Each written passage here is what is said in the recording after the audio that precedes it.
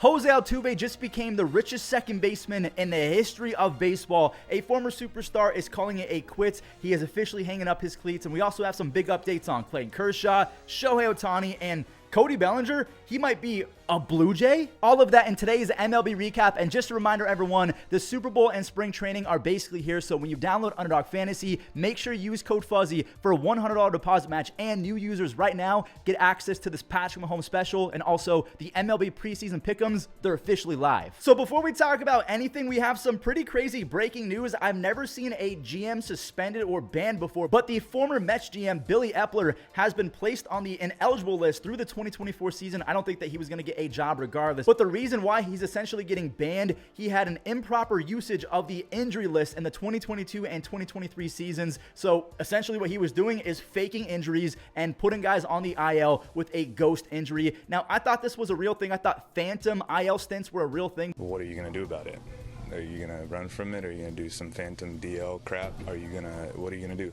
Billy Epler, he took it to a brand new level. So there you go. A GM has been banned. Mr. Klubot has officially called it a career. He is hanging up the cleats, and he had one of the most dominant primes, at least of my lifetime. And you guys know I'm a Guardians fan, so maybe I'm being a fanboy. But from 2014 to 2018, he was historic. He won 2 Cy Youngs, his second coming in 2017, when he became one of 14 pitchers since the integration era to have a season with a sub 2.3 ERA, a sub .9 whip, and 260 plus strikeouts. And if you've ever played MLB The Show 20, you know just how stupid this guy was. Corey spent like 13.7 seconds with the Rangers. He then went to the Yankees and threw one of the most random no-hitters I can ever remember, but I'm going to miss him a lot. Klubot, he was so much fun to watch because he was a robot. So we have an update from the Sweet Prince himself. Shohei Ohtani has updated the entire baseball world that he is officially taking 100% effort swings in batting practice, and the next step in his progress is going to be facing the high-velocity pitching machine and live pitchers. So Shohei Ohtani, he's basically confirming that he's going to be ready to be the opening day designated hitter for the Los Angeles Dodgers, and I can't wait. But also, show that picture one more time. His arm looks freaky.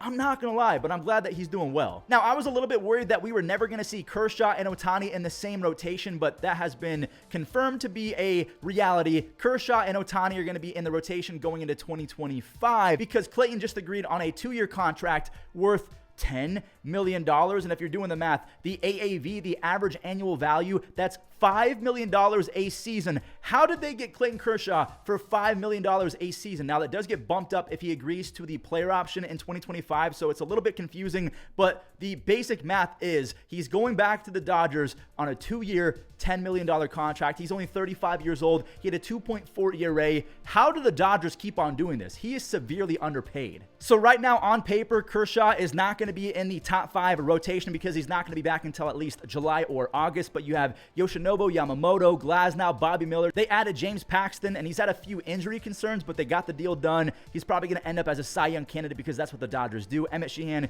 he's a young guy with a lot of talent. And then Kershaw, we know he'll be back in August. You'll have Ohtani in this rotation going into 2025. The Dodgers just keep on dodgering. That's the only way I can describe it as. You are looking at the richest second baseman in the history of Major League Baseball, from a 16-year-old Venezuelan prospect who signed for $15,000. Jose Altuve is probably going to end his career with the Astros. He just signed a 5-year extension worth $125 million. So with everything in terms of what he's already made and going into the future with incentives and signing bonuses, he is MLB's first ever $300 million second baseman. I thought Robinson Cano for sure did that, or maybe Marcus Semien, but no, Jose Altuve, he's one of one. And if we're talking about some of the best second basemen we've ever seen, Jose is in that class, despite whether or not you think he's banging on trash cans or wearing buzzers. He's an all-time pantheon second baseman, and if you don't think so, you're just a hater. Since 2022, Jose has played in 231 games. The guy is hitting .304 with a 157. Let me repeat that, 157 OPS plus. So again, if you think that he actually needs trash cans or buzzers to be good at the game of baseball,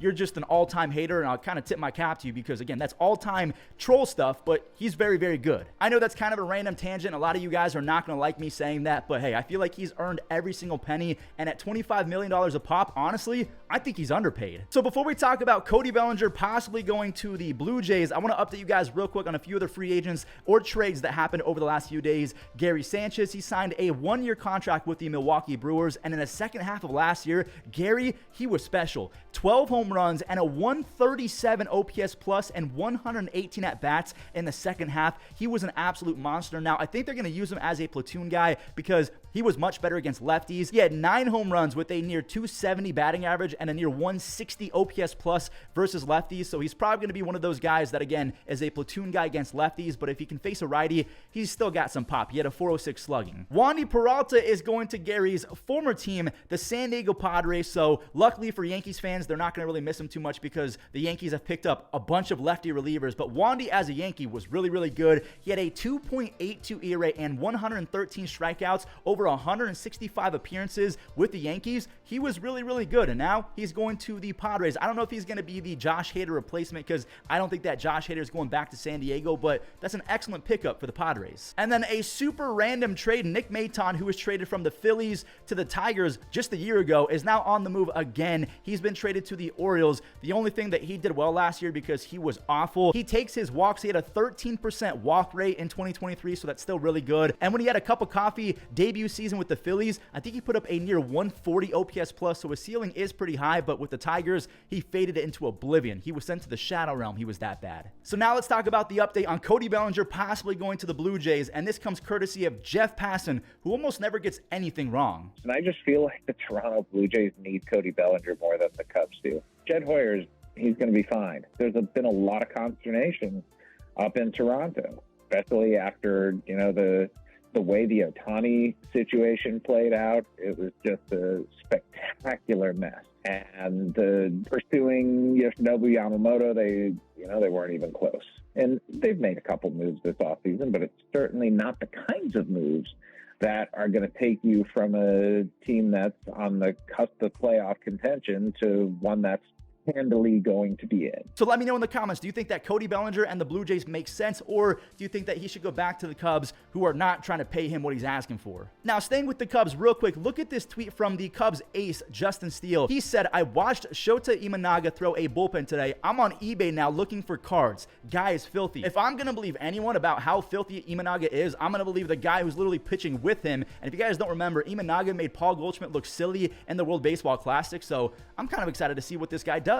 And to end today's recap, let's talk about the top 100 rankings courtesy of MLB. We're going to react to all of them in a few days, but look at this. They put Matt McClain as the 99th best player in baseball. They have Ozzie Albies at 66. That makes sense until you look at their top 10 second basemen for the 2024 season. They have Matt McClain at number 6, and Ozzie Albies didn't even make the top 10, but he's ranked 33 spots higher in the top 100. Make it make sense, MLB. But that does it for today's recap. Thank you all so much for watching and supporting. Don't forget to use code FUZZY when you download Underdog Fantasy, and I'll catch you guys in the next one.